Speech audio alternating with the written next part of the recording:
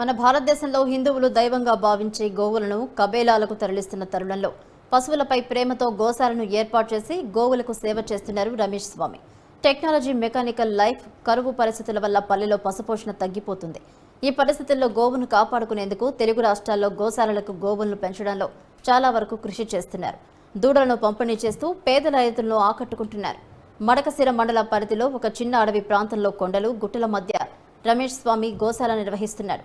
పాలు లేక ఇబ్బంది పడుతున్న చిన్నారులకు, అనాథాశ్రమాలకు తన వంతు సాయంగా పాలను ప్రతిరోజు ఉచితంగా పంపిణీ చేస్తున్నట్టు తెలిపారు.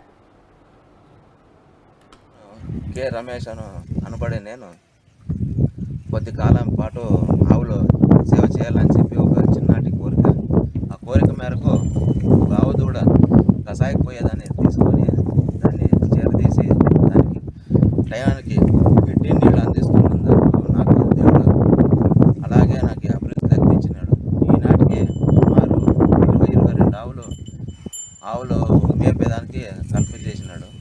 ఆ రోజు ఇంకా ఈ రోజు వరకు ఒక గత 10 సంవత్సరాలుగా చేసుకుంటూ ఇట్లా ఏది అనుకోకుండా, ఏది ఆశించుకోకుండా, ఏ రూపాయి కానీ 2 రూపాయలు కానీ ఎవరైనా ఇచ్చినా తీసుకోకుండా చేసుకుంటూ వస్తూ ఒక ఆవే కదా అంటని చెప్పి నవ్వుల పాలైనా కూడా ఈ రోజుకి 25 ఆవులు 20 ఆవుల దాకా ఇస్తూ 4 ఇండ్లకి 5 ఇండ్లకి ఒక ఆవు దూడలు కూడా ఇస్తూ ఇదే నడవడితో ఇదే ముందరికి సాగిపోతున్నాను.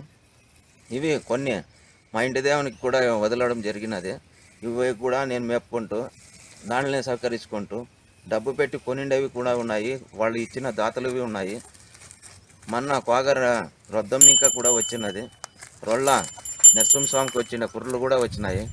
అన్నీ దానిని చేరదీసి దానికి మేత నీళ్లు అందిస్తూ అప్పటి ఇంకా ఇప్పటి వరకు ఏది లేకుండా, లోటు లేకుండా దానికి సౌకర్యం చూసేదే సరిపోతుంది.